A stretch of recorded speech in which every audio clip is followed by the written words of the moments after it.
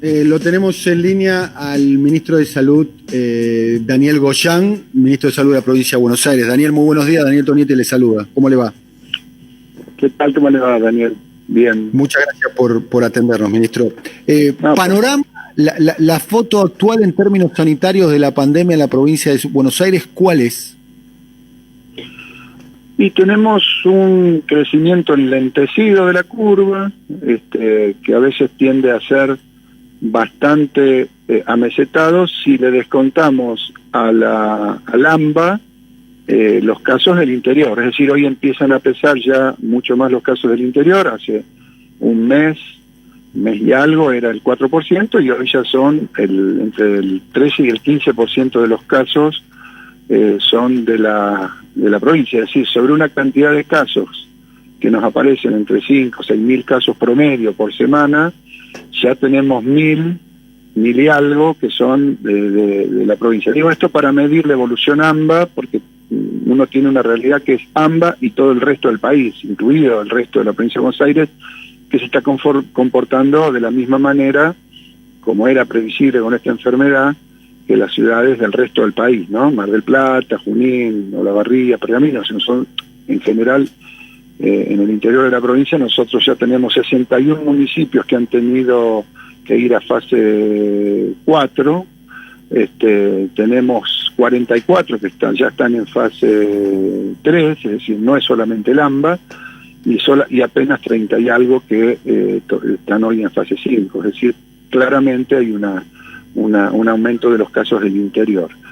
En cuanto a la situación del sistema sanitario, el sistema sanitario está en términos de respuesta bien, a partir de que aumentamos más del 120% la oferta de camas públicas en estos meses, pero cuando yo digo bien en términos de ocupación de camas de terapia intensiva, que no estamos en un 65%, pero el problema es que el paciente de terapia intensiva que tiene COVID demanda de un esfuerzo de trabajo muy grande de esa gente que está en las terapias. No es lo mismo trabajar en pandemia que en épocas de no pandemia. El esfuerzo físico y psíquico es enormemente superior, aunque uno tenga de 20 camas, o de 12, o de 18, de 20 camas ocupadas el 65, 60, 70%, es decir, no las tenemos llenas como a veces en otros inviernos hay, pero de pacientes que demandan un trabajo muy grande y un esfuerzo psicológico y físico enorme. Así que eso es la situación un poco a grandes rasgos, ¿no?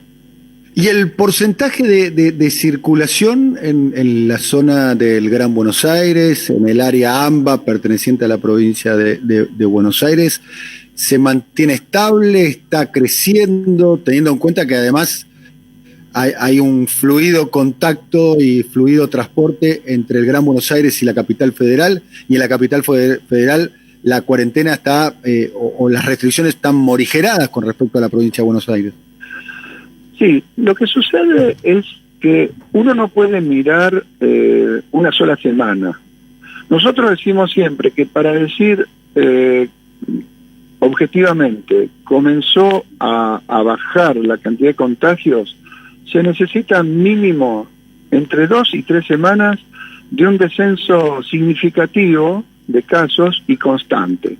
Constante quiere decir que puede ser un día más, un poquito menos, un poquito más, pero que a lo largo de la semana va francamente hacia abajo. Entonces nosotros necesitamos, no nos confiamos cuando una semana por ahí se nos aplana un poquito la curva y tiene menos velocidad de crecimiento, porque a la otra semana nos llevamos la sorpresa que vuelve a crecer con mayor intensidad. Es cierto que en el AMBA crece a menor velocidad, pero sobre una base de muchos casos. Entonces, si con esta base de muchos casos ya tenemos el sistema sanitario bajo mucha tensión, si yo le agrego más circulación, voy a estresar más el sistema. Ese es el debate.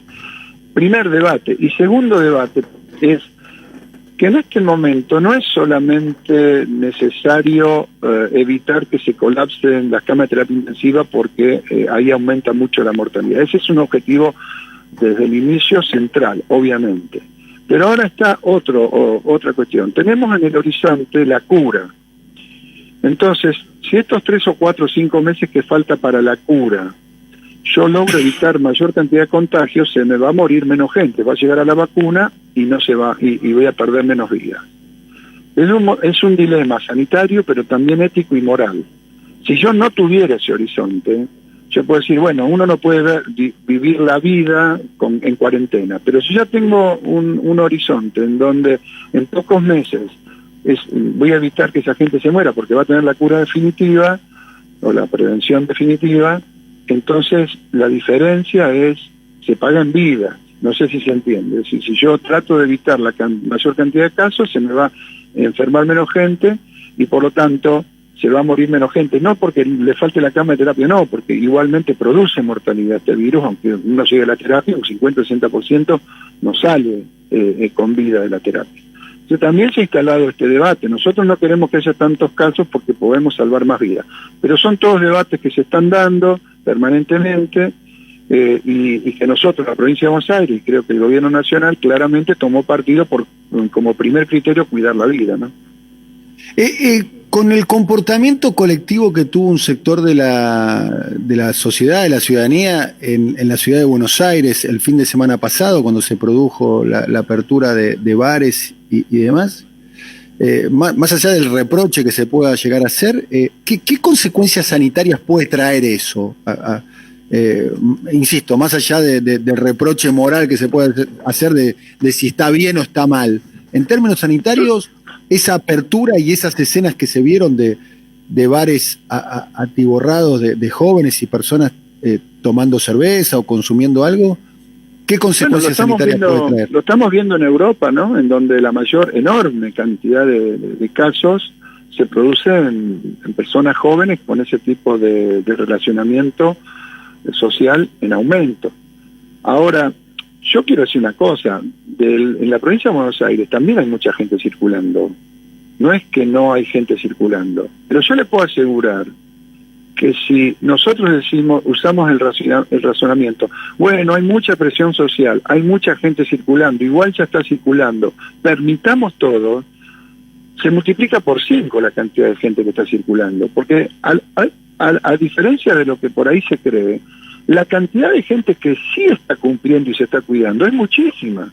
Ahora, si yo la libero, porque ya digo, bueno, ya no tomo más restricciones, van a estar los que incumplen y la enorme mayoría que cumple en la calle. Esa es la diferencia que estamos debatiendo permanentemente y que hace que de por sí el aumento de circulación que uno permite, porque no vamos a andar reprimiendo con la policía a todo el mundo, sea el de la gente que no tiene grados de responsabilidad y cumple las recomendaciones o las indicaciones. Pero yo le aseguro que y esto se ve mucho en los barrios populares de la provincia de Buenos Aires. Yo lo invito a ver, no digo que no haya grupos de pibes que por ahí salen y no cumplen, pero los invito a recorrer los barrios y van a ver la responsabilidad con que mucha gente se cuida, sobre todo la gente mayor, y no sale si no es necesario.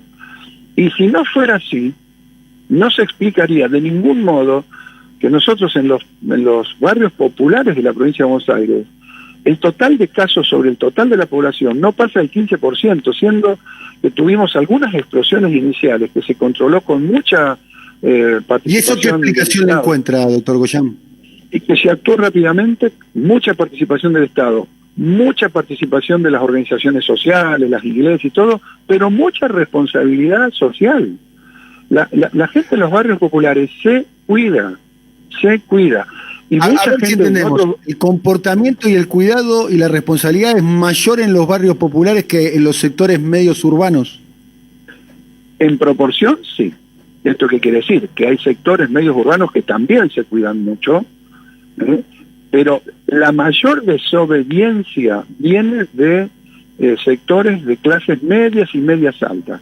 La mayor desobediencia que uno ve. Y esto me comentaba incluso el ministro de Salud de la Nación, que estuvo en Rosario, y es un comportamiento que el gobernador de la provincia de Santa Fe le explicaba que también observa eso, que hay mayor nivel de cumplimiento en los sectores trabajadores, sectores más humildes, sectores de clases medias bajas, que en los sectores de clases medias más acomodadas. Le quiero decir, muchos sectores de clases medias más acomodadas también cumplen, Pero la mayor desobediencia, esa cuestión de que yo hago lo que yo quiero, de que a mí no me van a restringir las libertades, de que yo si me enfermo me jorobo. Bueno, no es que si te enfermas te jorobás vos, pero también podés transmitir a otros. Este es el problema.